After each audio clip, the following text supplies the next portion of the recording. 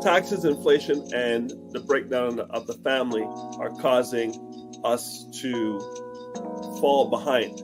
We have the lowest net worth in the United States, and I'm sure those numbers cross the border as well. Some people get the disability tax credit and they don't open the registered disability savings plan, and that's where the government puts in all the money of grants and bonds for a person with a disability who has done all the steps. Some people don't do all the steps. Good morning. What is up, everybody? It's Dr. Vibe here, host and producer of the award-winning Dr. Vibe Show, the home of Epic Conversations, and I'm the host of Epic Conversations. 2018 Innovation Award winner, 2020 Best Podcast News Award winner given out by the Canadian Ethnic Media Association. I also co-host and co-produce the only online show in the world for dads and fathers that's sponsored by Dove Men Plus Care, and being part of that team since 2020. We've reached out directly and indirectly to over 400,000 dads, fathers, and male caregivers around the world. And as always, I like to say you're blessed, highly favored, a magnet for miracles, and a solution for someone's problem. Ryan Knight's here on a Friday. Check it out. Yes. Shout out. Thank you to my wife, Cher. She's home today, so able to walk the kiddos, and I can hop on so I can be with you. With everybody, not just with me, with the world, buddy. With the world, not just me, me. But for those that may tune in only on Fridays and don't remember who I am, my name is Ryan Knight, one of the co-founders of the Afro Caribbean Business Network. So we work with entrepreneurs of African and Caribbean heritage, really to figure out what stage their business is in, then help them to create a strategy to grow their companies exponentially. And I am an entrepreneur myself. I run a company called Detailing Nights. So we provide mobile, waterless car cleaning. So we go to people's houses or their offices, clean their cars on the spot without using water, and our plant-based, eco-friendly cleaning supplies. And you may, if you are a follower of the show, you remember that we were on Dragon's Den. So we're trying to still continue the momentum of, they say, codename Dragon Slayer. I put that in my LinkedIn. So people can check it out. So I'll leave that up for a while. But yeah, looking forward. So one awesome thing, we are still recruiting for area managers. So as we are starting to expand, we are hiring. So if you know anybody that looking for a job, want to work with us next season, definitely go to our website. The form is there. There's two. There's the youth entrepreneurship program, or just you can sign up to be an area manager. And looking forward to working with you. Good stuff. And we've got comments already here. Minnie on Cam says, morning. Good morning, Minnie. Also, Frequency Event Promotion says greetings and salutations. And he also says, hi there, Dr. Vibe and Ryan Knight. Thank you so much. And Minnie on Cam will be on our show a week from today, last Friday of each month. She joins in. So what's been going on in your world other than dragon slaying? What has been going on? Trying to put the final touches on the Black Entrepreneurship Ecosystem Conference, which is sold out. But it's been sold out for, I think, a couple weeks now. Okay. So, when people, I did a TikTok about this, where anytime we do events and then it gets sold out, or it's like the last week, the calls start coming in and say, oh, hey, I heard about the thing. Can you just get me a ticket? But then, not the worst part, but an interesting part is that some of the organizations that are part of the ecosystem have now responded, and it's only a couple. So they're like, can I get a ticket? No. So just making sure, like, hey. No. As hold on, wait a minute. All right. Some of the organizations. So luckily, out of 45, there's only 2 left, and so one of them reached out and said, like, hey, I tried to sign up, and the tickets are sold out. So. Yes, we're doing a lot better. I think we'll definitely have a better percentage of organizations attending, so that's great. But yeah, there's always a couple stragglers. You're a member of this thing, and how long ago did you put the notice out about this event? A year. This steering committee starts and 2 weeks a year ago. In the last week, 2 of the organizations, we'd like to come. We tried to sign up. I was like, hey. Are they going to make it?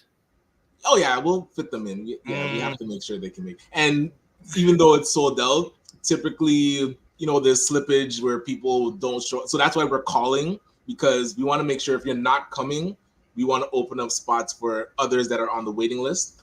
So yeah, and it's in Ottawa, so I know some people might just register and then things happen with life and they can't make it. So we're just checking in with everybody. But so far, about 90% have confirmed. So looking forward to it. Okay, so Fitness IQ says morning. Frequency event promotion say it's tell them they got to create a jingle and dance and make some oxtail with not overcooked rice and peas. They know how to bribe me. It's Okay. very, very cheap bribe.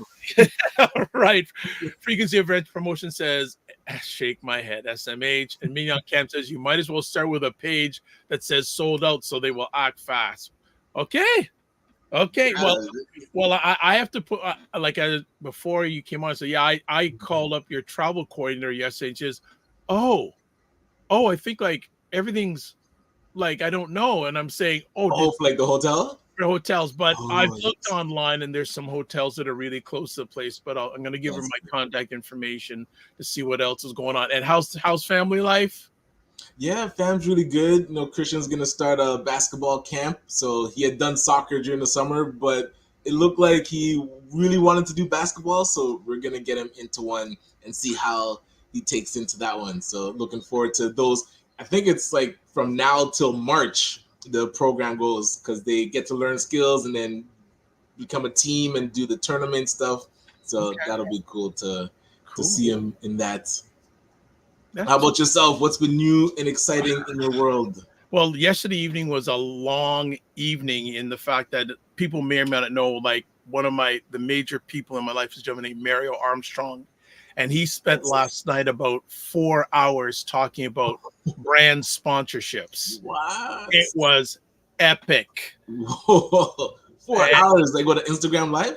No, he has a private group. So he did something from 6 to about 7:15, and he came back on from 8 till about 11 o'clock, asking people questions, also giving insight on where you should be targeting if you're into brand sponsorships, which I don't know why people aren't, but and what to target in Q1 and Q2 next year, because 2025 in a corporate way is basically done. Right, like this final quarter is typically when they're planning for next year. Well, yeah. So it was, and in between that, got to give a shout out to Carolyn Nicole from Energy Shack Juice Bar. She actually came in and asked me to do a webinar on men and self-care. So that went over really good. A little bit of jumpy at the start, but we got through it. And it's not all. So in the comments, Cindy Ann Williams says morning. And Fitness IQ Cam says 4 hours. Yes, 4 hours. It was epic. And for those coming to the conference, Dr. Vibe is going to be doing a breakout room about this kind of brand deals. Well, we'll see. Well, if you can get a hotel, hey, I think I'll have extra space if you're stuck. Make sure you don't get stuck. And actually, we're planning to, even if it's from my hotel room, we'll do a live on spot version of the Morning Vibe the Monday of the conference. So even if it's from my hotel room. And speaking, because it's never about me, we also have another special guest. Well, not but another special guest here. Look who showed up. Hey, yes, sir. Good morning. Can you hear me? We can hear you. It is Roger Dundas of BuyVibes.com. How are you, sir? I am doing well. Can't complain. Good. And the power panel in October. Happy Small Business Month to everybody. Yes, okay. Well, Ryan, you're no longer a small business. This is the only thing. he's been dragging man. Yeah. Yes. Appreciate that. You're not a small business anymore, sir. You're not a small business. No. He's taking it to the next level. Excellent. Well, I want to give a shout out to your son Chase, because he started a car cleaning company this summer, and I somewhat saw that evolution from starting out small and now having the ability to make his own money. And I just want to say I'm proud of him. So please share. I texted him on Instagram, but I don't know if he got it. So. Yes. No, those kids, they don't respond on text. You mean only kids don't respond? Okay, right. Come on. Look, we're not talking about those people today, Dr. Van. Okay, all right. Okay, all right. But he had the pleasure of cleaning Ryan's dirty car. So, and he used that one in a lot of his ads. Yeah, the transformation was really good. You know, it's interesting too, because Ryan is a working man. He's on the road. He's doing 3 different jobs, and his car was full of stuff. Yes, so, you know, just to get stuff out, clean it up properly. I think Chase did a pretty good job. As good as any one of your cleaners. You know, he still needs to get some heavy duty equipment, but it was definitely excellent. Yeah, it was good. True. I'll agree with that. Nice stuff. So want to shout out people on Facebook who are liking the conversation already. Brenda Elizabeth Williams, Ray McMillan, and the McMillan Mortgage Group. Thank you so much. And Collins FG Boyoke Yindam. If I got it wrong, it's my head, not my heart. Okay. All right. So we're going to be back in a few moments. We have some amazing conversations that's always going to be happening. Frequency Event Promotion goes, how are you, Roger Dundas? Hey, what's up, sir? And then also Cause Books says, top of the morning. All right. All right. So, all British. Right. Yeah, sounds British. It's British. All right. All right. So, you know what? We'll do it after the commercials. All the different ways you can get a hold of me. But you know what? Let's run a quick commercial. And when we come back, we have a heavy hitter on. And here's a person who's busier after retirement than he was during retirement. I don't know how he does it, but we're going to have him back in just a moment. And this is going to be an epic conversation, as always. Give it 30 seconds. We'll be right back. Primetime Saturday with Aisha and Lala. Join Aisha K. Staggers and Laura Lala Key as they cut through the chaos and make some sense of the nonsense in American news and politics. People are expecting Obama-level eloquence out of a man who's always talked like this. Sharp insights, bold opinions, and a touch of humor. It's the show that keeps you informed and entertained. There's no way that Trump is going to debate her. Don't miss Primetime Saturday with Aisha and Lala. Tune in and stay ahead of the headlines. Well, it's going to be interesting tomorrow night doing Primetime Saturday with Aisha and Lala because, Ryan, I think the way things are going, I think what yourself, Wayne Harris, and myself said, it looks like 45 is going to win again. Well, they're in, I think, somewhat of a figurative tie. So the fact that she hasn't been able to pull away from him, that steady drum beat, man. That's gone now, though. That's gone now. Like it's like a virtual tie. You see, so yeah, it's so consistent that it's difficult for just hype to take it over.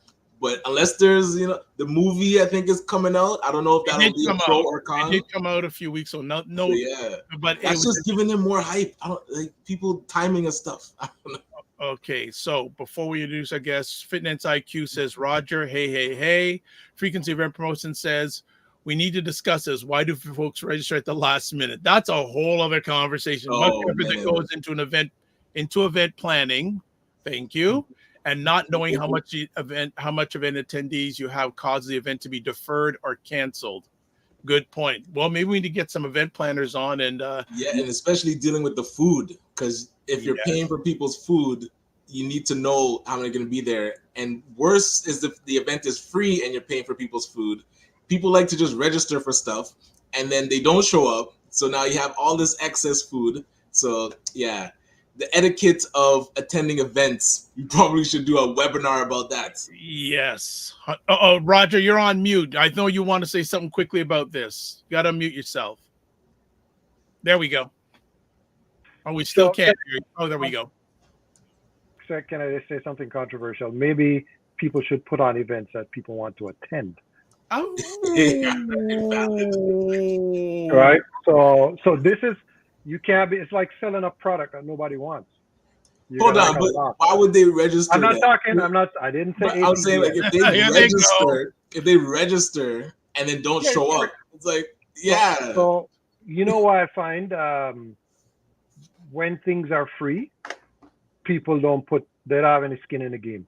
Right. Yes. Right. So you really have to, even if it's, whatever it is, $10, $5, 50, whatever, somebody has to pay. You have to pay something because there's effort, as Frequency Event said. I mean, he's an event planner, right? So But he's he working. also says that, Roger, it still does not matter. What doesn't matter? To put on events that people want to attend? I don't know. Because Bushy Banton was here on Sunday and he got a good turnout. That's what I'm trying to say. I mean, people say these things all the while, and people argue with me. That was a paid event, though, right? The Bushy Banton event. Yeah. So, like you said, having paid things, people take it seriously. And events that people want to attend. That's the key point. There's a key point. People complain about, and it's true, Canadian artists will perform somewhere and hardly anybody shows up.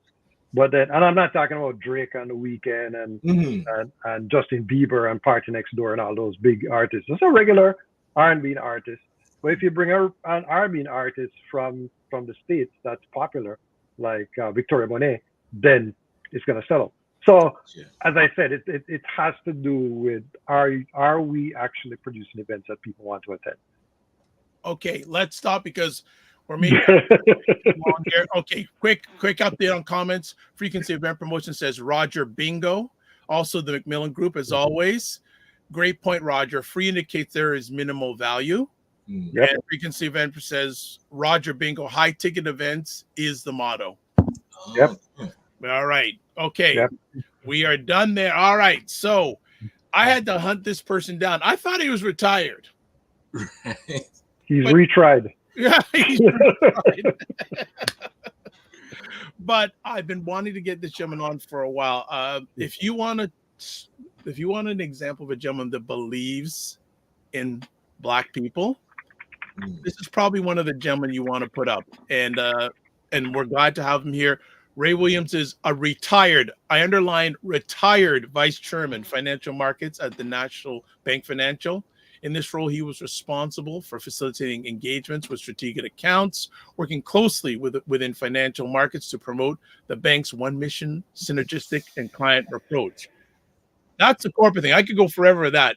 But this gentleman, from the day I know him, has been tirelessly championing the cause for people that look like us for a long time.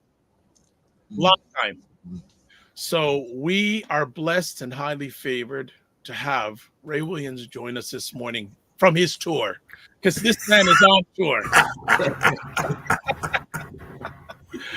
Mr. Ray Williams, how we doing? Good morning, and thank you very much, Ed. Ryan, good to see you. Roger, good to see you as well. Yeah, good to see you too, sir. Like, how is retired life? Yeah, as I was saying earlier on, when your wife starts asking you, in a sort of very questioning manner, so you're retired, right? Right. I'm like, yeah, I'm getting there. So, look, the reality is that while I was working, I would say I was going at 100 miles an hour, full on. For whatever reason, I seem to have come out of the escape chute into retirement at 130 miles an hour. So I'm actually trying to currently create balance in my life, which is a struggle. And I think the struggle comes simply from the fact that, you want to help, and wanting to help doesn't mean that you can. And I'm having to sort of I'm having to start to use muscles I haven't used in a while, which is the word no. I need to have that become part of my lexicon. Yes. Because yes has a lot of dangers associated with it. Yes. And so that's been the challenge. I'll give you a case in point.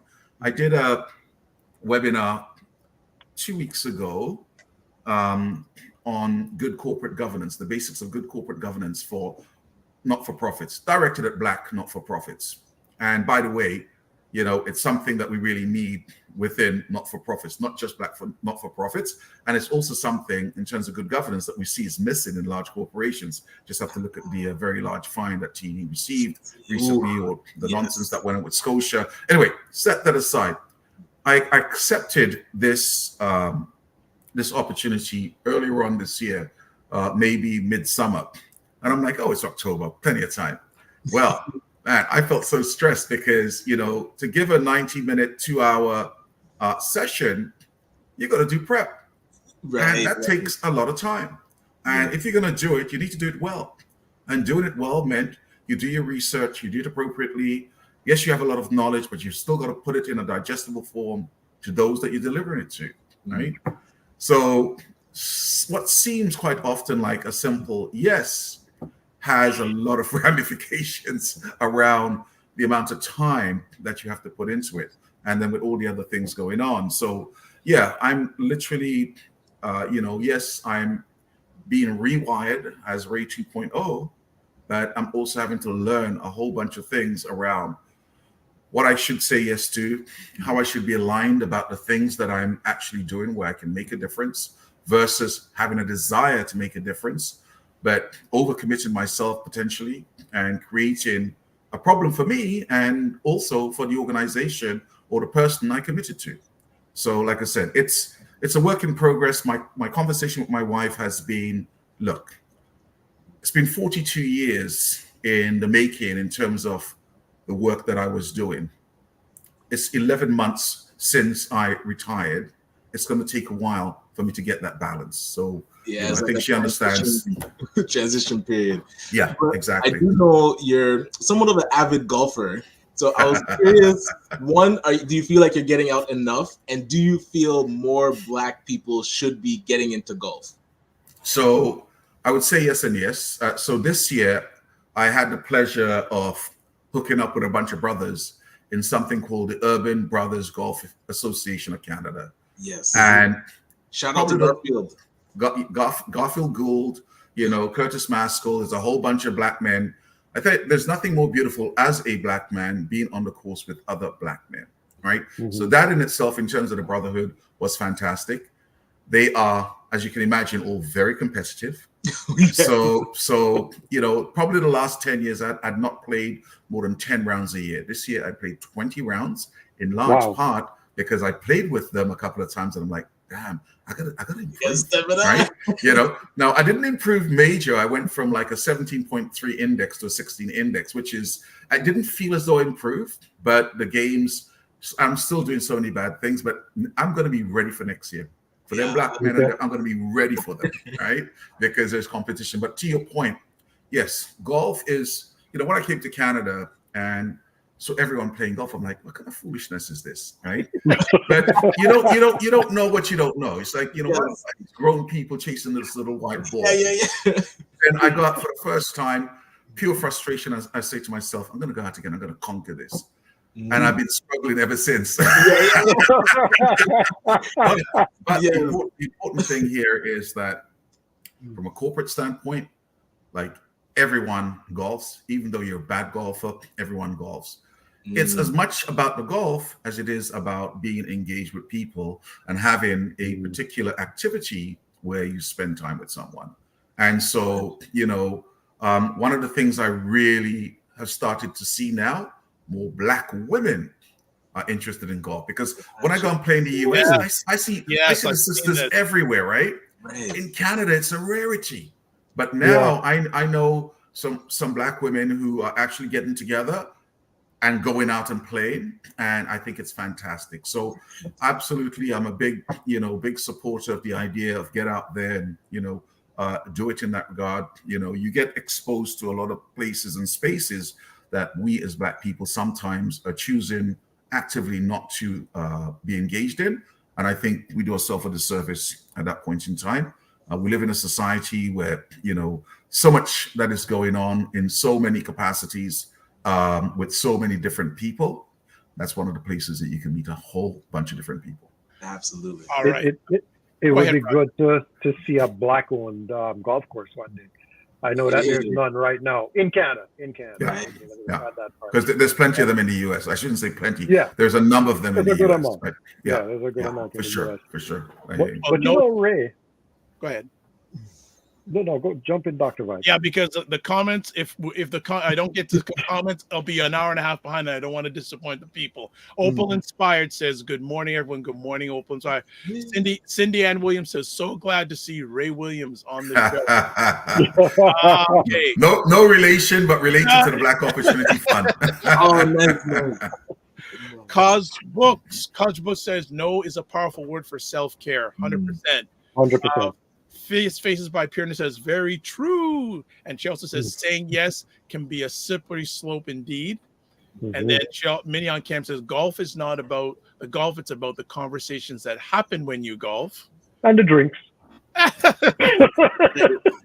I chose not to mention that. Because golf is such a mental game that when you're with people that are supportive, you develop a certain bond where they're trying, like, it's not the fact that they're trying to help you swing better, it's the fact that they're trying to help you get out of your head.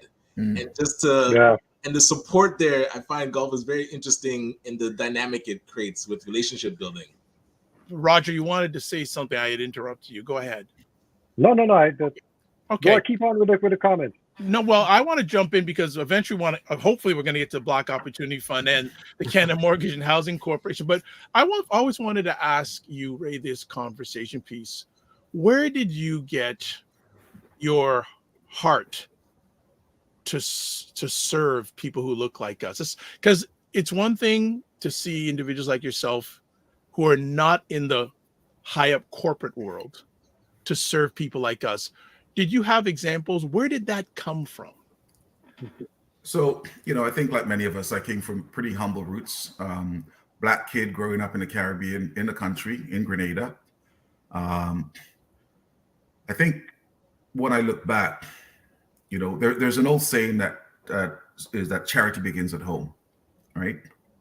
And so for me, I think part of that has to do with not only how you embrace people around you, how you treat them, but I look back and note that education has provided me with huge opportunities along the way. And recognizing like this little black kid running around barefoot with his backside hanging out at age 8, 9, now walking in boardrooms, the opportunity that I have been given can actually be given back. And along the way, I can't tell you exactly when, but I think I'm one of those people who, if there's an underdog in a race, chances are you'll find me back in the underdog. And I see our communities in terms of what they have as potential and how quite often that potential is not allowed to flower to its fullest. And so I am in the position, or have been along the way, in various capacities, able to help. And I think the more I found myself helping, the more I've appreciated what the feedback has been. So let's be clear, there is actually a sense of well-being I also receive at a personal level when I do things for others within community. And so I think that's how it has developed over time. And I think as I've gotten older, with greater clarity and have seen the world around me and how it operates, I've tried to use whatever I have available by way of leverage to create additional paths for those around me and to serve my community in whatever way I can. Nice. Gemma, you want to jump in? Because I can continue on.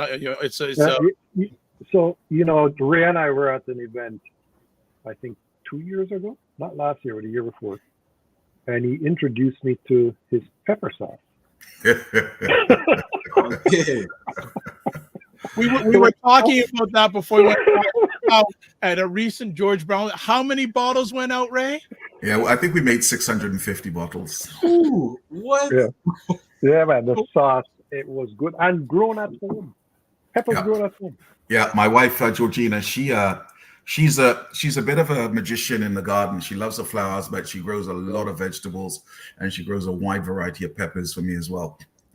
So myself, I grow a lot too. But the pepper sauce is good. I actually used it right to the end. So excellent. Well, this year I've got a bunch of varieties. I'm playing about with options. So this year I actually made a kimchi ferment sauce. So fermented the peppers. Then I took kimchi and worked it together to make a kimchi hot sauce, which is actually, I was quite surprised at the end result. Where are you? Where are you located again, Rick? We're waiting for the cookout. You said that last time you're on the show. You should do a morning vibe cookout. We kind of volunteered you for your back. Oh my gosh! So Ray, a number of people here may be familiar with the Black Opportunity Fund, but a number of people may not, because this is also going to get rebroadcast in the United States. Can you give us a little background on the startings of BOF and where you've got to now, like some of the incredible stuff that the BOF is doing? Yeah. So thank you for that.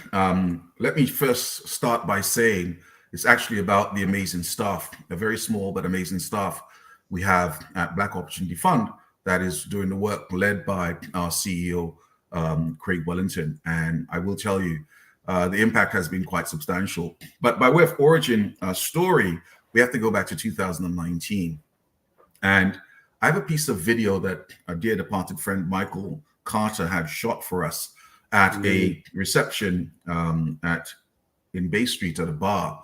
And in that room, there were so many people who became the founders of Black Opportunity Fund. But in looking around the room, it struck me, look at the degree and extent and depth of brilliance we have right here.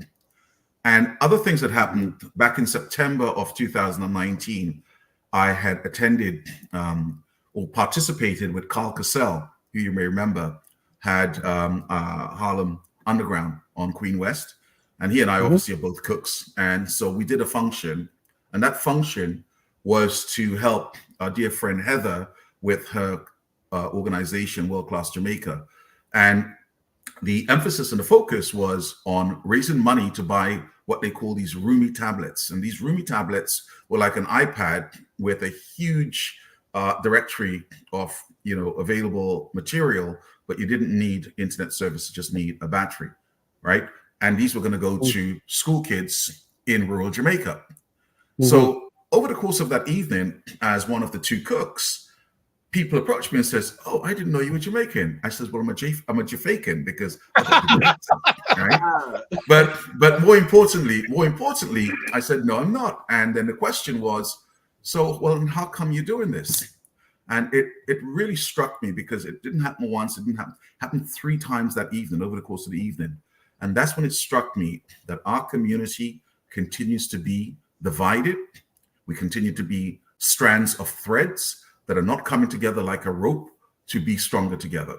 It struck me that people from the Caribbean, from Africa, Black people here in Canada were so proud of their heritage that they went along these particular lines where it's like us Jamaicans, us Trinis, us Grenadians, us whatever. And I just see it as pure foolishness. There's nothing wrong with being proud about your heritage and where you come from, right? And basically bigging that up at all times. But we live in a community where we are a minority. And as a minority, we need to understand how to come together better. So that was the genesis, that was the basis of the thinking around how we should come together to support Black communities as it spoke to every single facet and aspect where we are underperforming, right? Or in those areas where we're overperforming, right? And it's all going to be like bad stuff as it speaks to justice, as it speaks to incarceration and the rest of it.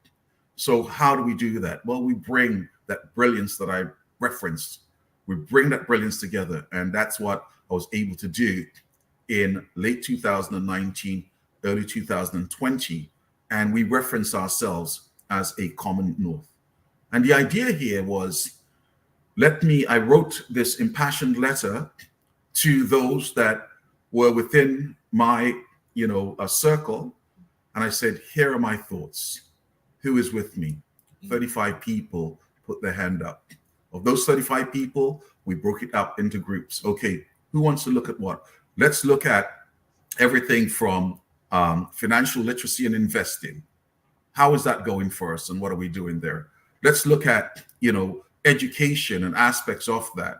Our young people, are they being streamed into the right areas that represents changes for the 21st and the 22nd century? Are we preparing our young people to participate in that? Or are we going to see another situation where tons of people are making money in tech, in AI and all those other things, and our people once again are being left behind, and the actual racial wealth gap continues to expand, right? What are we doing in housing? How do we operate then? Who actually owns? And all the leverage that comes from having equity in your place, how is that affecting our communities? What can we do about it? So that was sort of all ongoing, and then boom, right? We get into March of 2020, COVID hits. So I will tell you that there is a silver lining with everything that occurs. It's about how you choose to look at what's being presented to you, right? Doesn't matter even when you have your back up against the wall, you always have choice, and that choice is around how you choose to respond. So COVID was a silver lining. Why? Because without COVID, there's no way in hell we would have been able to have meetings almost on a daily basis, right? The basis of Black Opportunity Fund was a common north, but we met almost daily because we're all stuck at home, right? And then we had, the ability to use, virtual tools of this nature to engage. Then the next thing to happen, very soon thereafter, a couple of months thereafter, was George Floyd. And so that created an additional amount of momentum to what we were doing. Dennis Mitchell, one of our co-founders and someone you see on BNN with regularity, he basically said, we got to do something. And I'm like, well, what exactly do you intend us to do? He says, Ray, look what's happening. And I said, look, I personally believe that this will filter out. It's a shiny object right now. 5 minutes later, the press is going to go to the next shiny object. Well, was I ever wrong? Because week 1 went past, week 2 went past, global protests started to come. And for a moment, Black communities were in the spotlight. And all the things that we know as Black people about our experiences was being highlighted in a global forum. There were people who were out there protesting who didn't have Black people in their communities, but they saw and supported what the necessary change might look like. And so Dennis Mitchell basically got his way, and we eventually set up Black Opportunity Fund. And I will tell you, so it's like, how are we going to do this? There's a $25,000 cost to, putting this together and registering and all the rest of it. Then it says like, that's $500 for 50 people. Therein lies the 50 co-founders of Black Opportunity Fund. And since then, over the last 4 years, we've tried to ensure that what we set out as our mandate in terms of serving Black communities across the country has been reflected appropriately, not only in our board of directors and where they come from around the country, but what they bring to the table and how they serve, but in every single capacity. This is what we're trying to do. We have tried to remain consistent. We have stated from the outset that it is not our desire to take over any organization. It is, however, our desire to help build capacity in both the undertakings from entrepreneurial standpoint, and Ryan is very much aware of this, as well as those within the not-for-profit, philanthropic, and community space, because we know full well our community organizations have traditionally provided so much support for the Black community, whether it be in entrepreneurship or otherwise. And so our goal is to, how can we bring more tools? How can we bring more leverage to community by working with the organizations that are already there, convening, bringing them together. National Black Justice Strategy last week was one sort of like facet of that. Black Working Health Group, and bringing together Black physicians and nurses and people in healthcare from across the country together, when more traditionally we've seen this is only a provincial focus. All of those things come together. What we've done with Black entrepreneurs with Ryan and the banks, this also reflects. And now we have a number of other things that we're doing. So that's an awful lot that I'm sort of like shoving down your throats all in one go. But that gives you a little bit of a brief history of Black Opportunity Fund. And the one thing I'll say is that we continue to be consistent, and our phraseology is very simple. We're operating at the speed of trust because we need to have it be that way. And most importantly, we back Black. And I'm very curious. That's a tagline. That's a tagline. Right? Yes. I'd love you to dig in, because you're the chair and you're overseeing the board. So you're pretty much creating the vision and making sure that the organization stays on track to get there. So I'd love to hear your thoughts on how the executive staff has performed thus far, because I know the board is always overseeing that. And then where do you see, like, what is that mega vision for Black Opportunity Fund? Like, where do you see this, like, what do you see it becoming or evolving into? Right. So I'll start off by making a statement, which is that if you're an ant and you have to eat an elephant, how do you go about it? Mm-hmm. And I've been told one bite at a time. Mm-hmm. Okay. So if you want to talk mega vision, yes, you know, we have to look to the future in a way that represents the change that we want to see. But we also have to be the individuals that are undertaking that change. So let me then go straight back to the staff at Black Opportunity Fund. Craig Wellington is an extraordinary leader. And I think, you know, I have a particular belief that the universe unfolds in its perfection, right? I believe in that, and I embrace that philosophy in how I work and how I approach things.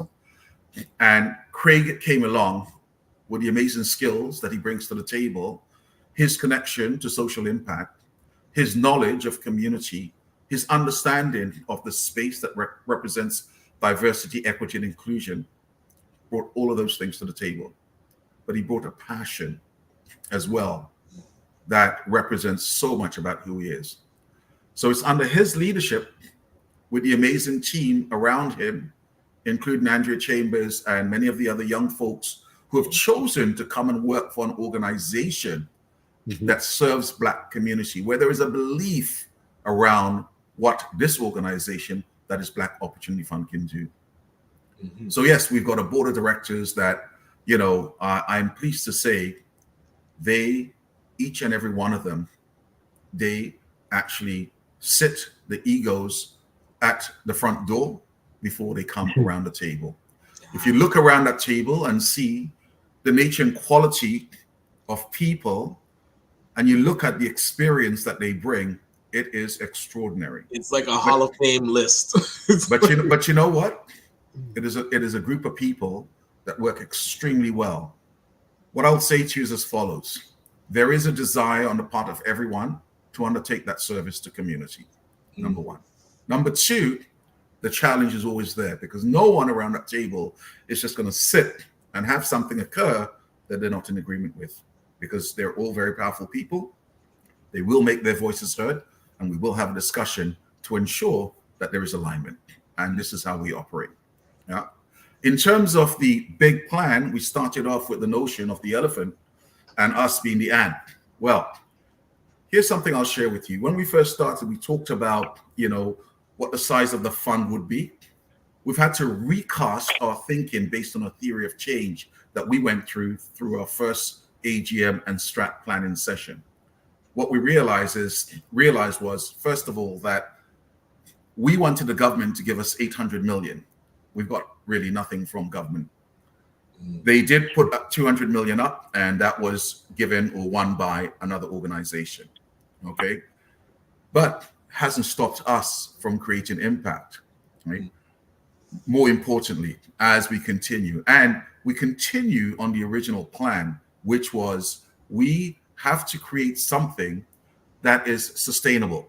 So right now, you've seen in the post, in the news, that there are these organizations asking Ottawa for more money and so on and so forth. Look, we'd love money from Ottawa, but we can't be reliant at all times on Ottawa. We have to create sustainability for our communities. And part of that means that we have to go out and do something different. This is why BOF is not like other charities. This is why BOF is setting up a private equity fund, and this is why BOF is setting up a housing fund. So if you want to talk about aspirational, this is what we're talking about. We're talking about how do we do things differently, because, you know, the old Dr. Phil saying, so how's it working for you so far, all right? And what I'll say to you is that the traditional philanthropic model is broken, and it certainly hasn't served the Black communities. So why would we then simply, you know, follow that particular, plan? No, we are doing something that's different. in the same fashion, when I've been asked by folks, so, who is BOF trying to emulate? No, we're not trying to emulate anyone. We are going to create our own gold standard. We're going to create all the things that we believe, with all the amazing people around the table and community, what we believe we need to be successful. Part of that means that we are in constant engagement and having to listen to what community has to say, because we're not coming in as Superman with our capes flapping and saying we're going to save you. We're all going to save ourselves, but we have to do it in a collaborative fashion. And that collaborative fashion is consistent engagement in our listening to communities. Look, Black communities in Nova Scotia, in Sydney, it's going to be very different from Black communities in Saint Michel, in Montreal, right? Right. They have similar issues that they're dealing with. However, you need to go to that community to hear with clarity not only what the problem is, what they might see as the solution. That's where you want to end up helping. So again, I go back to the notion, we have to work with community. We have to work with those organizations within community. We then bring in and try and provide the appropriate wraparound supports in every capacity that we can to ensure success, to ensure longevity, right? So this is where we're coming from. This is how we're approaching things.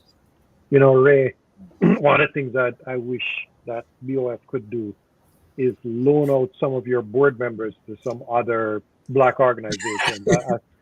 It's something that Craig and I say to him all the way out.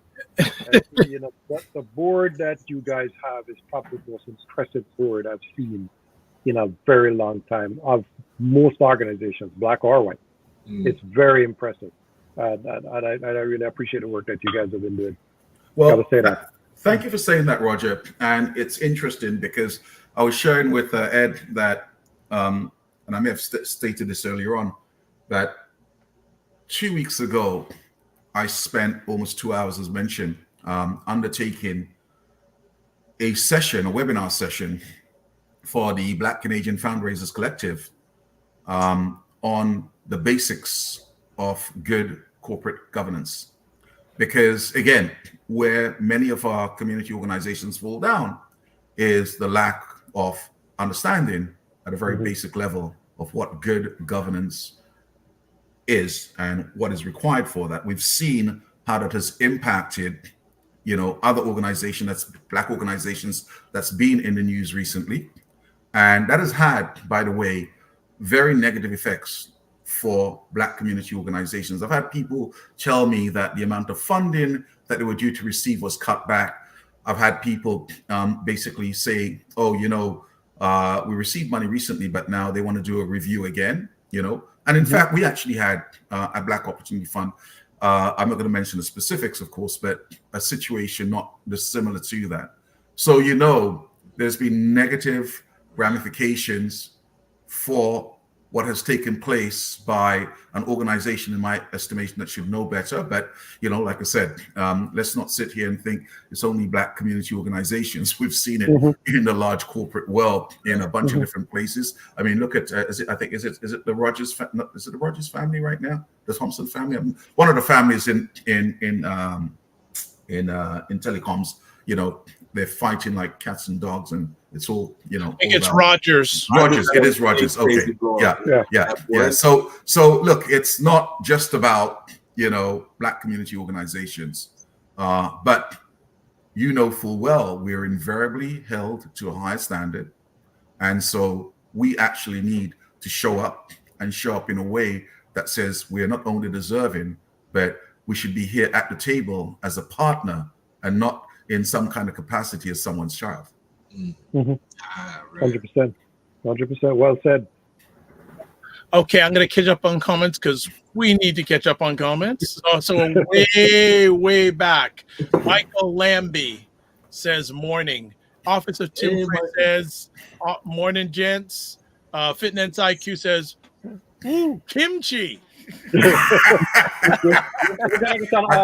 I love Korean food. I absolutely love Korean food. Myself included. All right, Diggs on says what's up?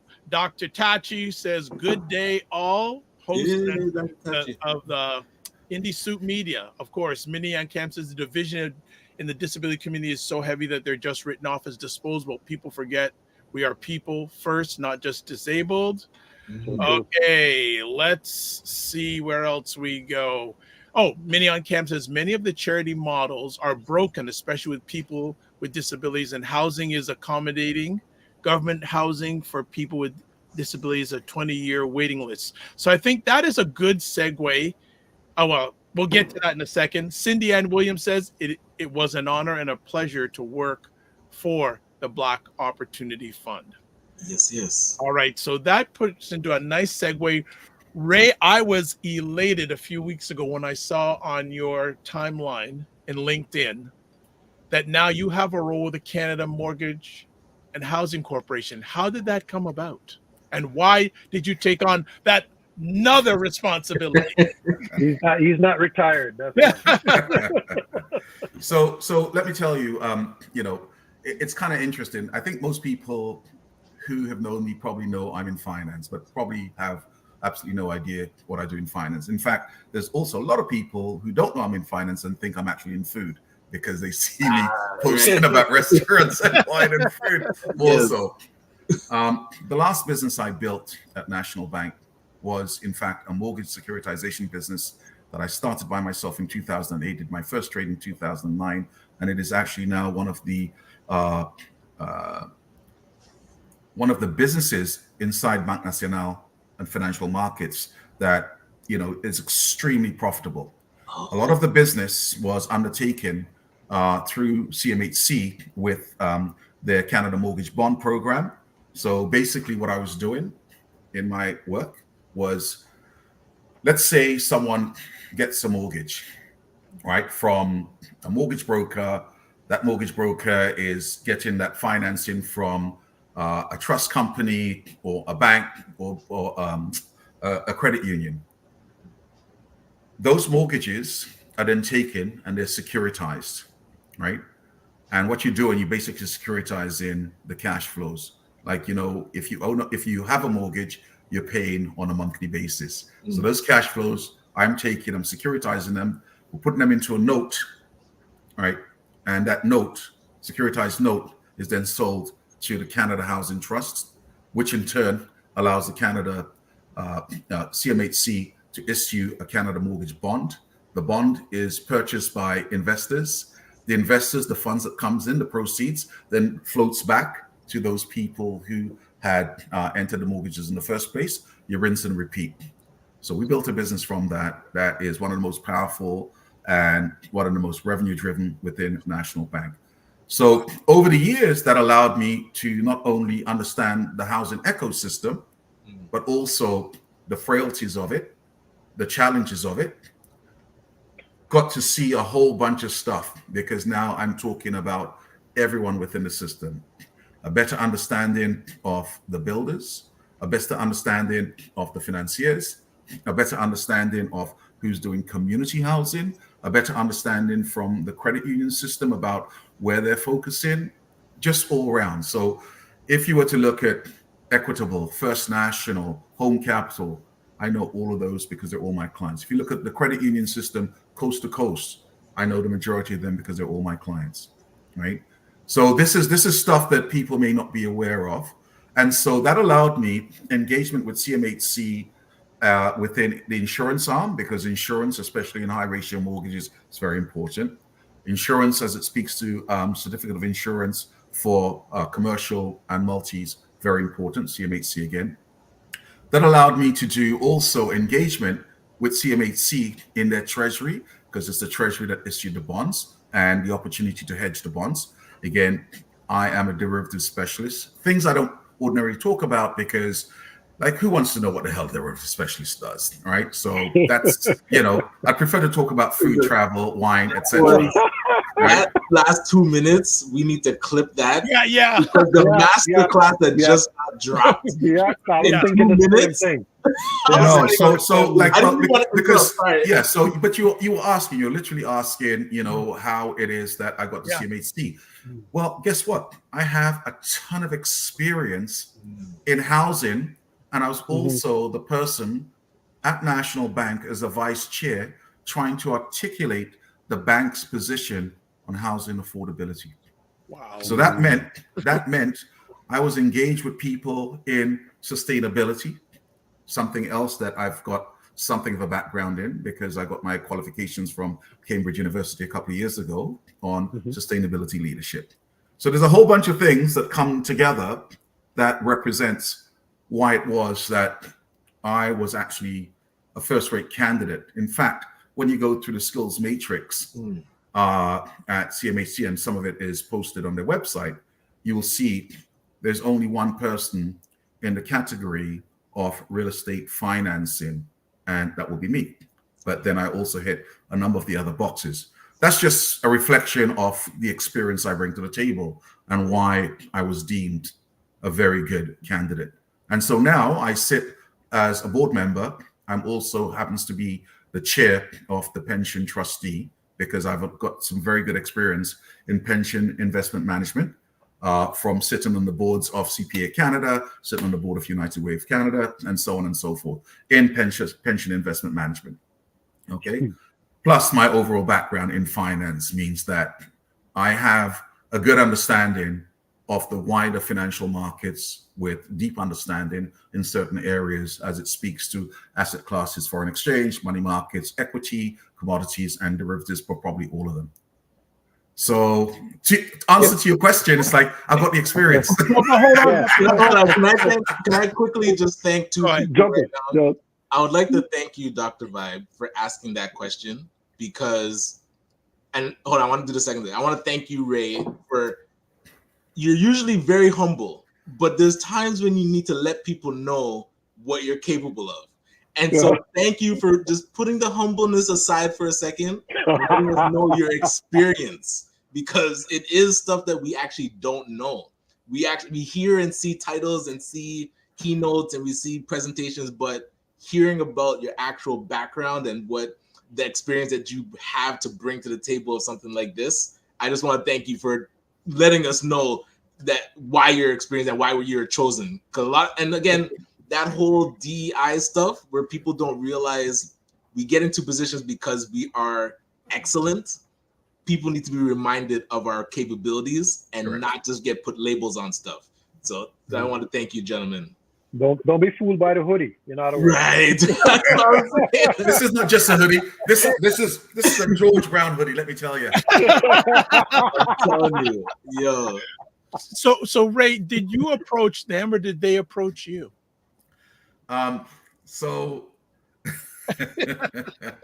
I got approached from a bunch of different places within government by an MP and by some other folks. I was asked, could you please provide us with, a bio? And I'm like, sure.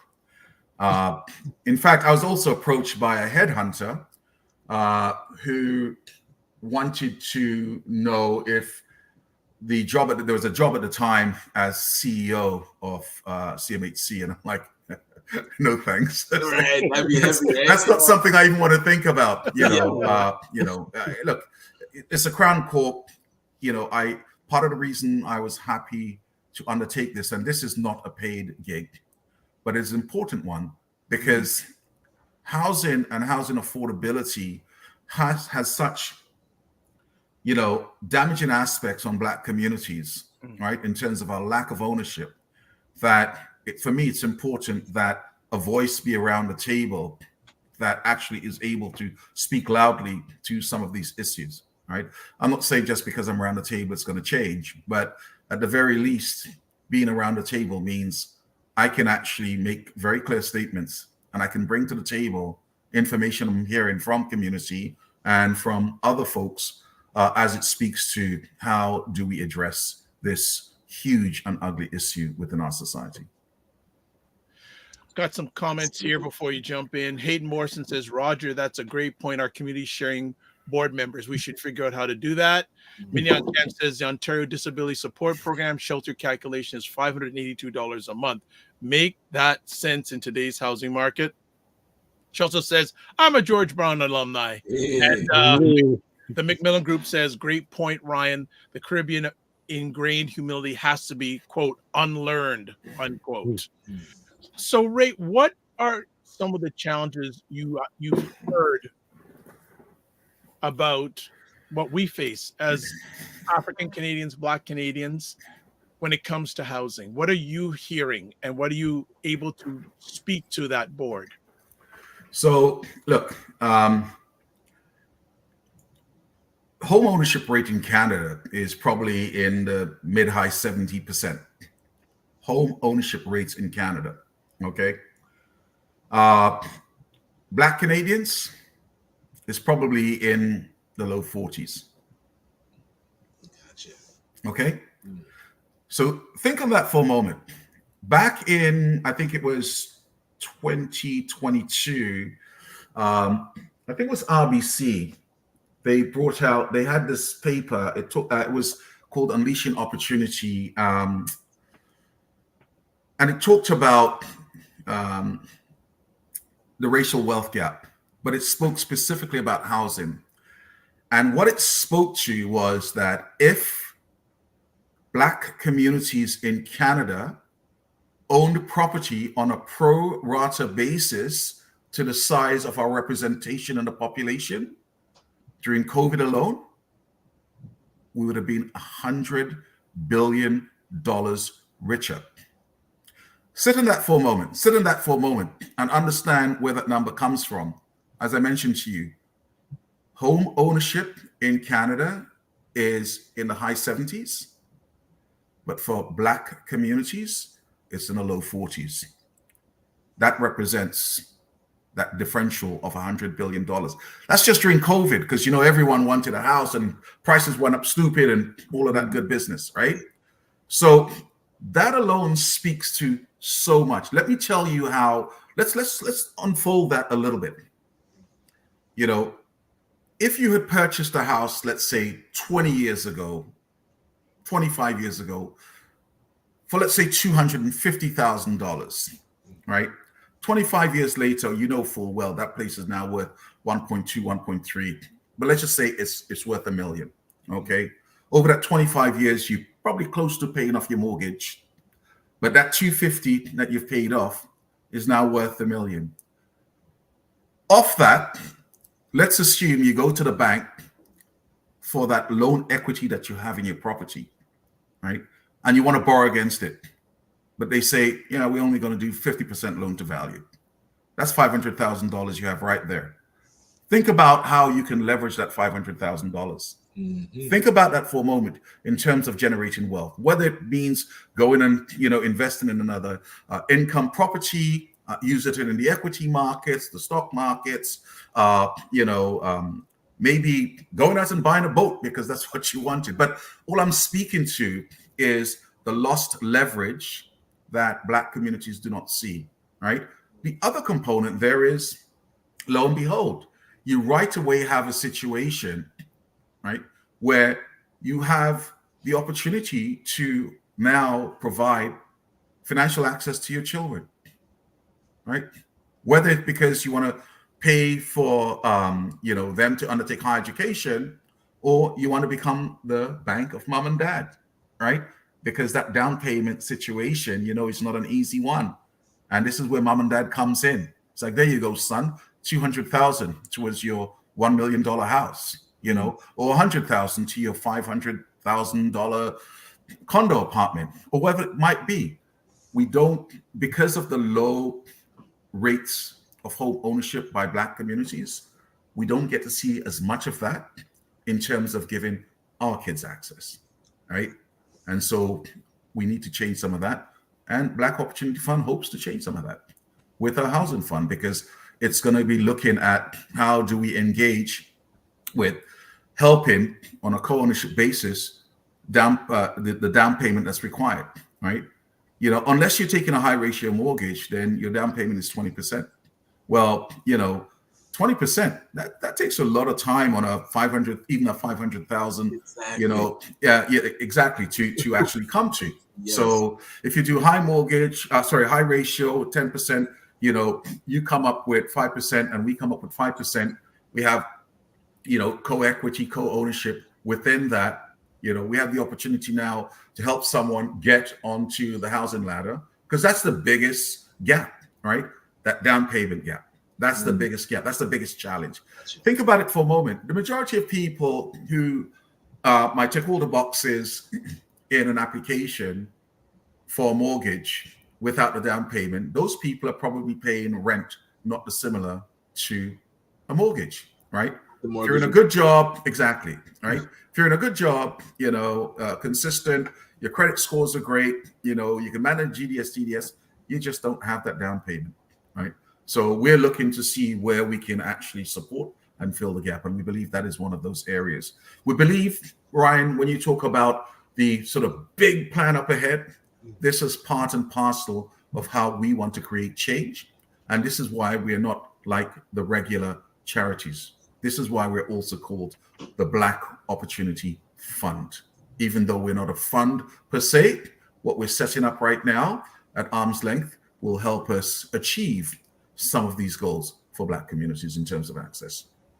All right, I want to jump in with some comments. Earl Anderson says, wonderful conversation. Sarita Powell says, happy I came across this live. The McMillan Group says 37% Black home ownership rate, and he would know. He has been doing private mortgage stuff since 1999. And I would love, I'm going to see if you have time, I would love you and him to meet, because that would be a dangerous conversation I'd like to be part of. But he also has a question. He says, Ray, I would like you to define for our audience the difference between housing affordability and low-income housing, as the two are often confused, in my opinion. Yeah. So there is a whole spectrum that represents housing, right? Housing affordability is a nomenclature that is probably misleading. And I say that because what represents housing affordability in Montreal does not represent housing affordability in Toronto, right? There is no housing market in Canada, first of all. There are housing markets. They are, territorial from that perspective. So you'd probably want to compare the housing market in Toronto and Vancouver. It's probably closer to do a comparison with New York, right? And San Fran, rather than anywhere else in Canada, to be quite frank. And when you talk about affordable housing, what's affordable for a First Nations community in rural Ontario is not going to be the same. So that's the first piece. The spectrum I talk about, you have everything from what might be deemed social housing. No, actually, you probably start at transitional housing. Then you have social housing, maybe thereafter. Then you have the stuff that represents subsidized rent. Then you have market rent. Then you have ownerships at different types of levels. So it is this wide spectrum of different shelter, if you will. And so it becomes quite not troubling, but certainly challenging around defining very specifically. You literally have to look at, which part of town or which part of Canada that you're talking about to define, for instance, what affordability looks like. Because affordability could also look like, the starting point is 750,000 above. That's where it happens to be because of the nature of that specific market. You look at Toronto, right? What's the average house price in the GTA area? It's going to be very different to, what the average price is in Regina. And so what affordability looks like, there's very different to what affordability looks like here. Gotcha. And I wanted to get your guidance on, so with our organization, we've engaged with CMHC in the past to work on some projects. And I always feel like we hit some sort of wall. Yeah. So I guess my question is, do we just need to get better when dealing with an entity like CMHC, or are there better ways to engage this entity so that we can actually break through and get a project to the finish line? So I think you just need to literally engage better. So understand exactly what they're looking for. One of the big problems I see with CMHC is that there's a ton of programs that they have, but quite often, if you don't hit every single criteria, it's like, oh, well, that doesn't quite fit. And quite often you have something that actually will be reflective of 70% of the criteria here, 30% of the criteria there. To me, those things in terms of the program offerings should be stacked so that, you know, you can actually get completion. Look, CMHC is a Crown Corp, and its traditional operating approach, I think, is somewhat stymied. It's sort of like very, you know, very compartmentalized. And so I think what Minister Sean Fraser is trying to do now is create greater flexibility under the under his particular ministry and portfolio for CMHC. So I'm very hopeful that with a new CEO, a new board, and the desire of government for the first time in a very, very long time to address affordability, to address housing needs, and address shelter more generally, that we're going to see additional changes taking place, right? That's my takeaway. That's my understanding. And that's hopefully what we'll be pushing for on an ongoing basis. All right, we got some questions here. Sarita Powell says, are there supports for the Black community towards home ownership? Well, I just mentioned the fact that we are about to launch a housing fund. So I would say that might represent something along those lines. I cannot speak for other organizations, but having said that, the likes of Habitat for Humanity in what they're building, they will have, and they've come to us as a partner in the past to share that they have a home that's ready for a Black family because they set aside a certain amount of their bills for that specific purpose, right?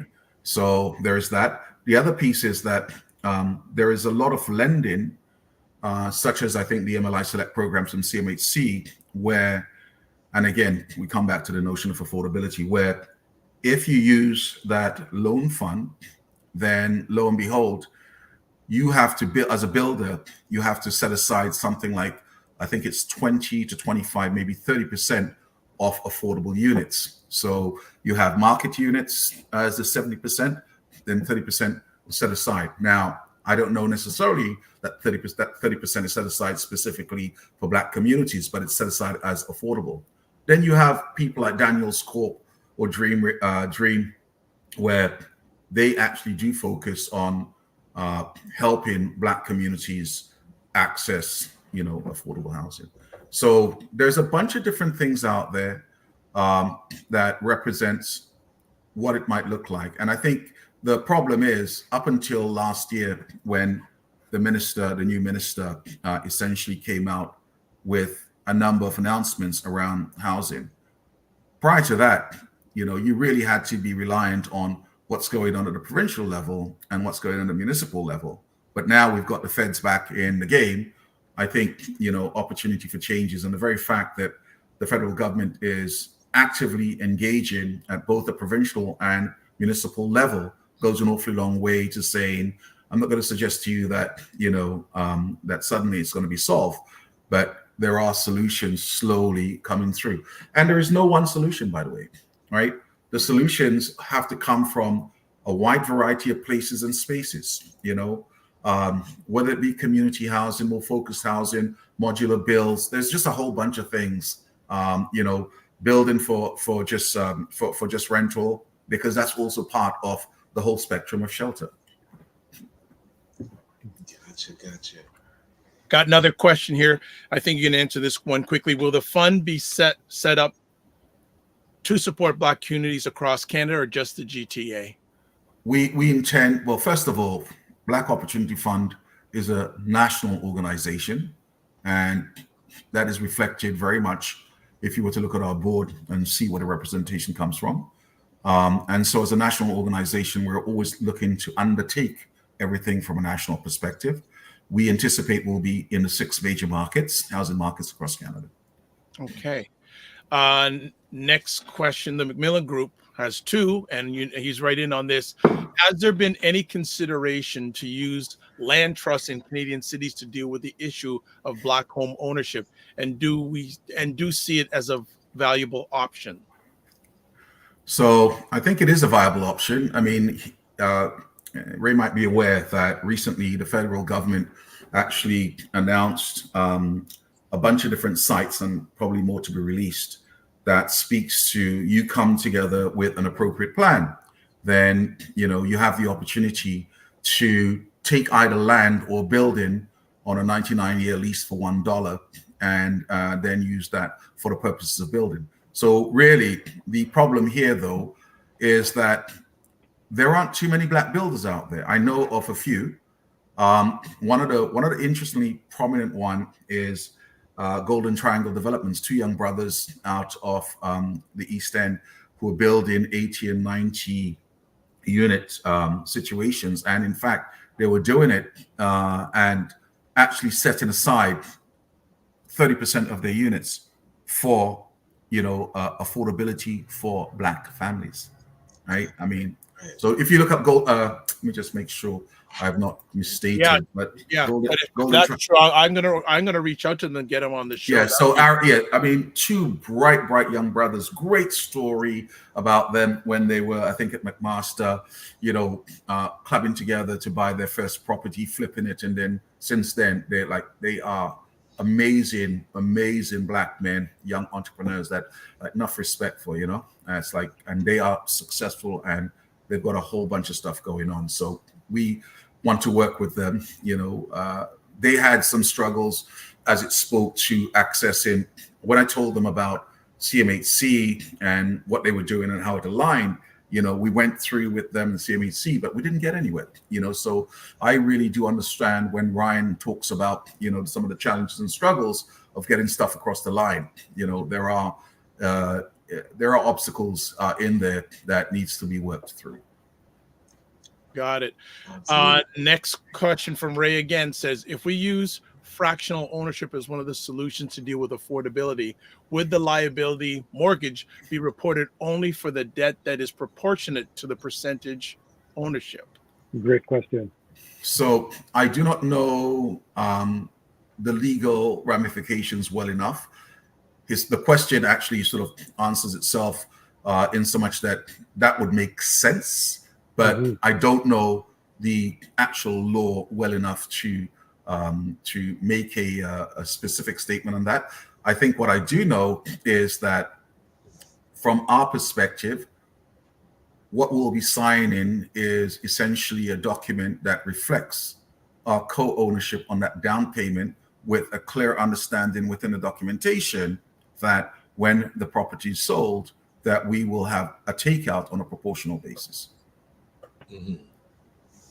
And Dr. Chachi said to Ray, excellent question. And FHH Enterprise says to the McMillan Group, mortgages and real estate, this is a strategy we should explore. There are ways to raise capital. We must think innovatively to solve problems. Absolutely. This is good.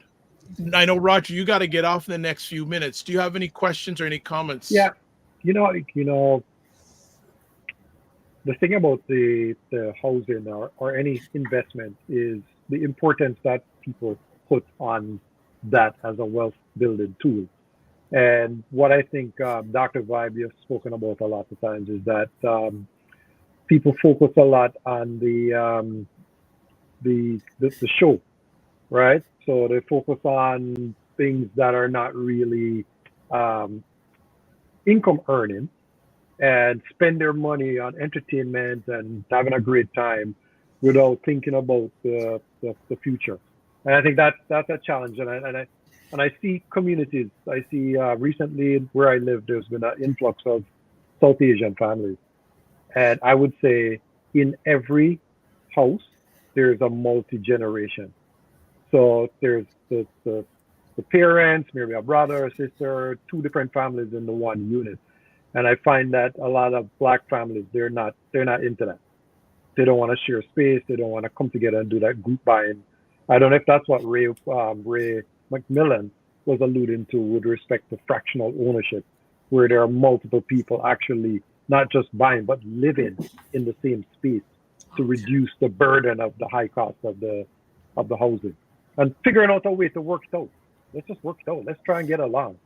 Right, rather than fighting and say, "Oh, I just want this space for myself." And I think that's one of the ways that could really speed up this thing, to buy and live together as a family.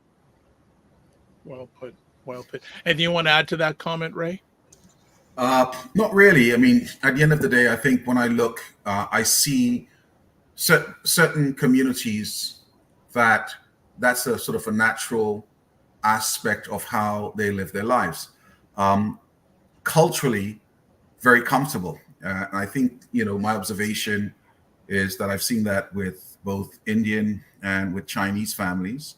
I think more traditionally in the Caribbean, you might see that with Black families, maybe less so to my observation here.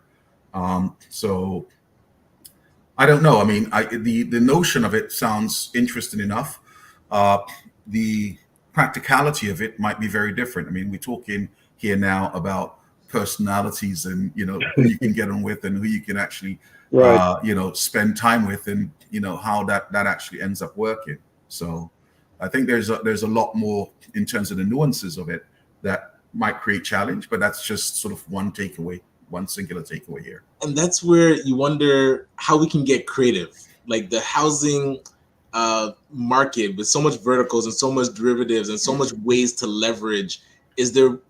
Would the Black Opportunity Fund call those types of conferences where we can bring families together and say like, hey, let's get creative about those that are renting in the room with those that are owning in the room to figure out how we can help more people get ownership, like just so we can have those conversations.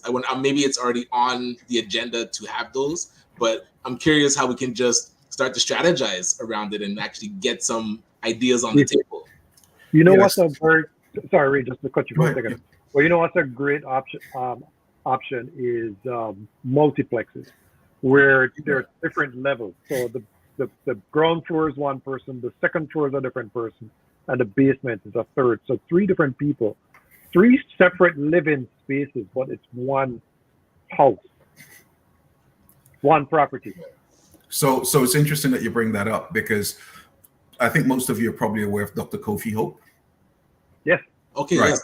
So Kofi and his partner Zara Ibrahim, they are working with the School of Cities at the University of Toronto, and they actually put in folks, Black folks, as developers of 4plexes and 6plexes, and through a program to help them undertake exactly that, right? Yeah. So Roger, what you're just talking about, and Ryan, what you're talking about, that's one approach that's taking place that might be helpful along the way, but it's early stages. Look, I will state again, where housing is concerned, there is no one solution.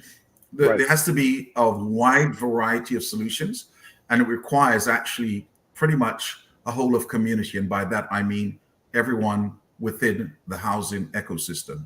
So you're talking about local authorities and municipalities as it speaks to zoning and non-permissioning.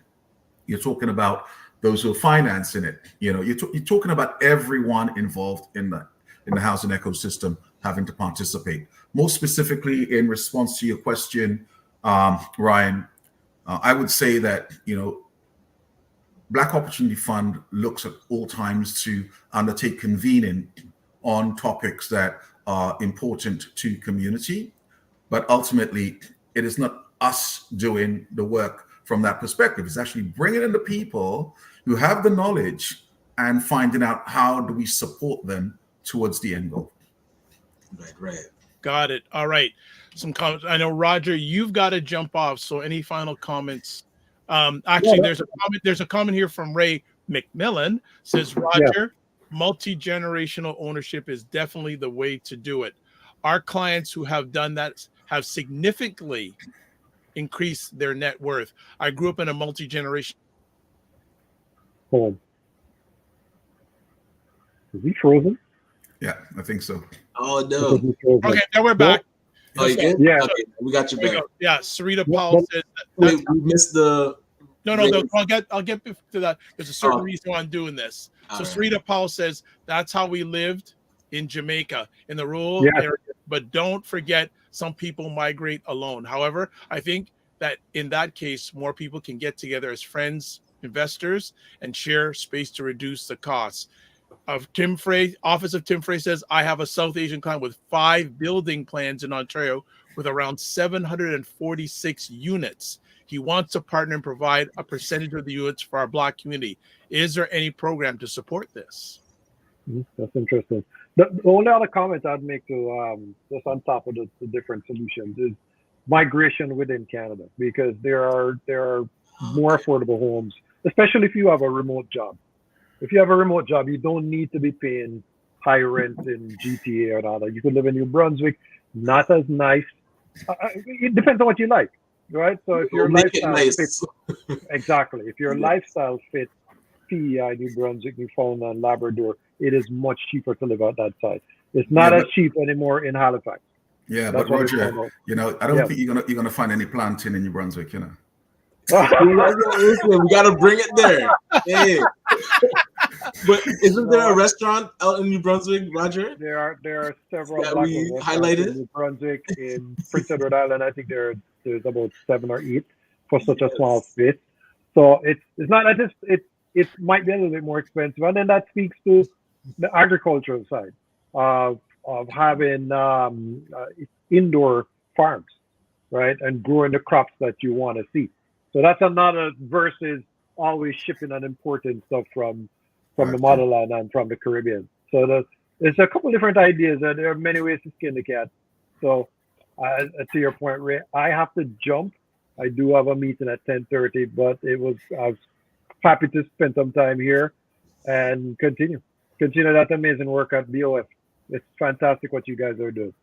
Thank you, Roger. Thank you, Roger, for helping make the conversation great. And we got one more question, and we'll let Ray go. And again, appreciate your time to spend with us today. The Macmillan Group goes, does the BOF have any intention to get involved in opportunity zones in Canadian cities? And if yes, can you share the approach? Well, what I'll say is that right now, the only thing that we have a focus on is getting the housing fund launched. And so, to my earlier point about how do you actually, as an ant, eat the elephant, one bite at a time. And so we are a 4-year-old organization, right? That's the reality. We are ensuring that we're building a fundamental base in a sound fashion. And so there's only so much that we can do with a small staff. And so one step at a time, right? I'm not saying that this is something that we have in mind, but I'm not saying that's something that necessarily we would not even give consideration to either. I'm just simply saying that we have specific plans right now that we are undertaking, and we need to execute those in a fashion that reflects very well on what we not only say, but what we do. And so that's kind of where we are right now. Ryan, any final comments? Because this has been epic. Absolutely. I just want to say thank you again for taking the time. I know we definitely get to follow the journey, whether it's the food porn on Facebook or you're like opening up schools and wings of universities. So it's just an honor to be able to talk with you and also get a peek behind, I would say, behind the scenes of how these things come to be and how they develop. These are things that we, especially myself as an organizational leader, use as inspiration and the North Star, being able to be part of infrastructure that I would say is like top tier with BOF and learning from that. So not just hearing about good governance, but trying to put that into our own organizations, but then connecting with good governance so that we have the mentor and the example. I think that could be a blueprint that we definitely share broader in the community to say like, hey, whoever's doing it best, let's connect and learn from that. So I just want to say thank you for your time and having that opportunity for us as well. Pleasure. And one last thing I will add. And so Ray, what would be your call to action to us, people watching this, especially to Black Canadians and maybe Blacks around the world? A call to action is, I think, greater engagement. One of my biggest beef/stroke issues is that I think people love to complain. I think that's easy enough to do. But when it comes to actually taking action, stepping into the fray and doing, you see, I think, less of that. And I'm not sitting here just, throwing shade at anyone in particular. I'm just simply saying that let's see more people participating. Let's see more action in terms of the engagement. There are plenty of organizations out there for people to get engaged with to help change the narrative, help change the outcomes. Sitting complaining about our situations actually helps no one. But doing something, even when it means moving the needle ever so slightly, actually is the way to move ahead. I think those are powerful words to send off with. If you want to touch base with Ray, the best way is LinkedIn. So I shared it on the screen and most of the platforms that people are watching on. If you want to find out more information about the Black Opportunity Fund, I put it up earlier. I put .com. It's actually .ca, their address, but I sent that update to everybody. And I want to say, Ray, again, thank you for you. Really, thank you for you. I don't see you a lot, but when I do, even if it's digital wise, you stretch me in a good way. You're more than welcome. Thank you for having me. Well, no problem. And as always, you're, as they say, well done, good and humble, and foodie servant. But we have to at least have, whether it's a bi-yearly or yearly check-in on how retirement is actually going. We'll follow the journey and see like what stage you've gotten to. And again, if I'm saying this on behalf of, I'm sure myself, Ryan, and Roger's not with us. If there's anything that we can potentially help with, please ask. Appreciate that. Yes. All right. So as always, don't just manage your time, manage your energy, and remember to give yourself grace and keep your other half happy. Yeah. This much I know. All right. Take care, my brother. Keep the faith. All right, guys. Thanks so much for the time. My Appreciate pleasure. it. All right. That was epic. Yeah. You see what Never happens? disappoints. Well, you see what happens when you stick around for a whole show? Right? Yes. And on a Friday. Thank you, Cher. Thank you. I was gonna say thank you. Thank you, Cher. So, anything you want to reflect on over the last, it's almost hour and a half.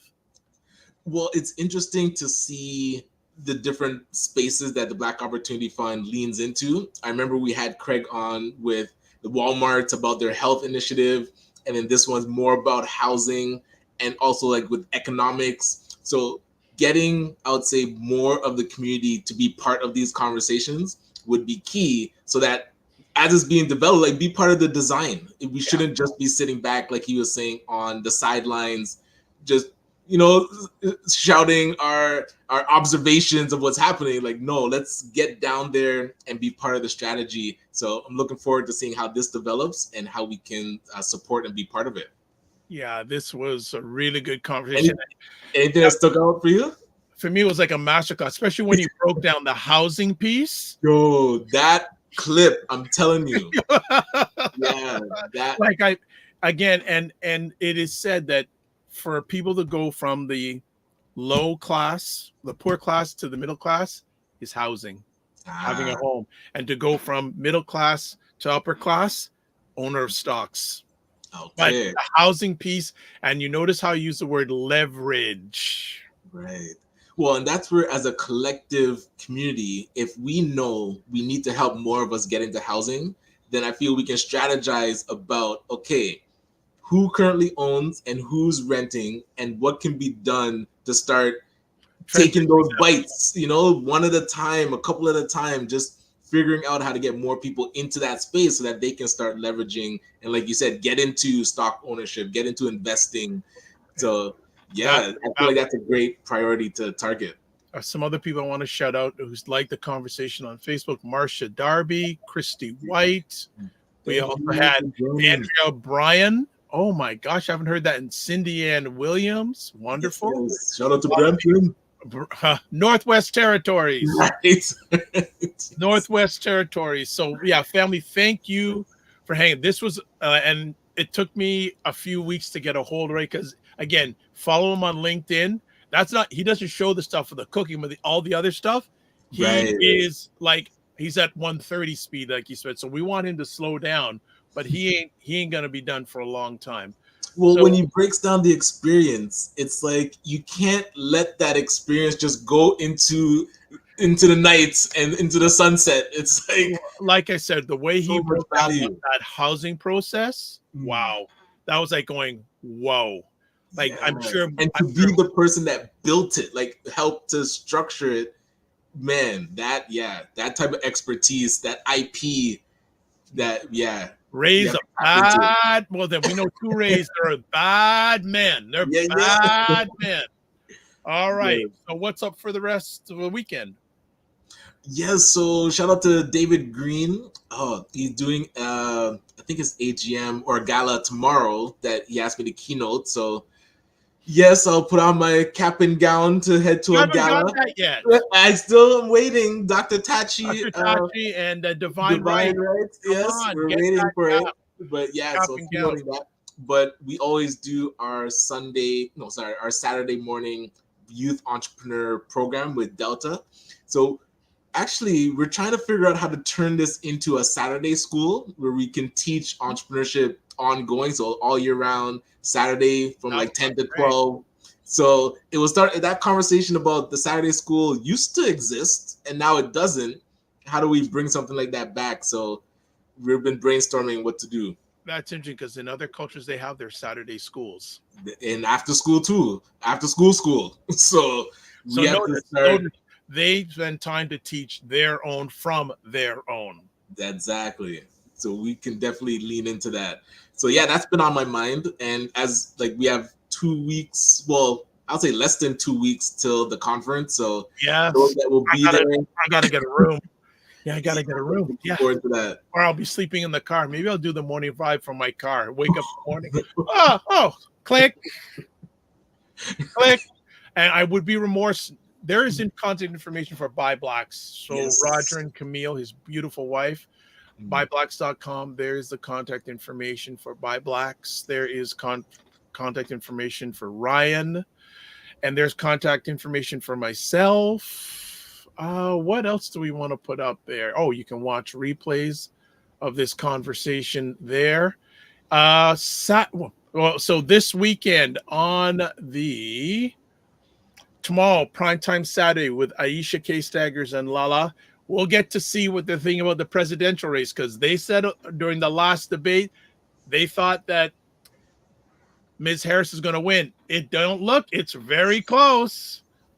It's very close. It's really close. Like you would think she'd be pulling because she's raised over like $1 billion. Yeah, the momentum was there. But you know what I'm hearing? The two biggest pushbacks. I listened to NPR this morning. They about 6 months ago surveyed or had a group of 12 people called double haters. And what they meant by that were the double haters where they didn't like Biden and they didn't like 45. Okay, neither option. But now they went back to them. 5 of them are for Harris, 4 of them are for 45. And the biggest criticism that a lot of people had with Ms. Harris is we really don't know her economic plan. Okay. Which I'm going, but and she just maybe they're not pushing it out enough for people to know what it is. And then a number of them, because she's a woman. Still, America's in the mindset they don't. Cold-blooded. One of them said, "Oh, she'll be too emotional." And I go, compared to 45, right? Too emotional. Jeez. But so it's going to be very interesting tomorrow night to get, and we'll probably have Cesar on Black Canada talking on Sunday, and then Monday morning we have Carolyn Nicole back, and she's going to be specifically talking about men's health. Okay. Solid. Men's health. And then Tuesday night on the Dr. Vibe show, we're going to be starting a series of conversations. I have formed a collaboration with a gentleman who's a Black male psychotherapist in the US, and we're going to be doing a number of conversations monthly. And I think our first one is about, you know what? Let me see if I can find it real quick, because it's when I shared it with someone yesterday, they go, "You're going in." I said, "Yep, we're going in." Yeah. We're going in. Let me see if I can find it really quick. We are going to be talking about the difficulty of unlocking joy for Black men. Okay. So we are going in on that. So yes, I'm going to be doing a live conversation every day from now till Tuesday. Okay. And what time is that? Would that be happening? The one on Tuesday will be 9 p.m. I'm just waiting to get his bio, and I'll post it on all the platforms for 9 p.m. on Tuesday. So, and the weather's 8. Is Detailing Night still operating? Because you got warm weather until Tuesday. 20 degrees is happening this weekend. Listen, sun is shining. I tell you. It is not so. We're hoping to get at least November. Usually we go mid-December, but the mornings are crisp. Yeah, they are.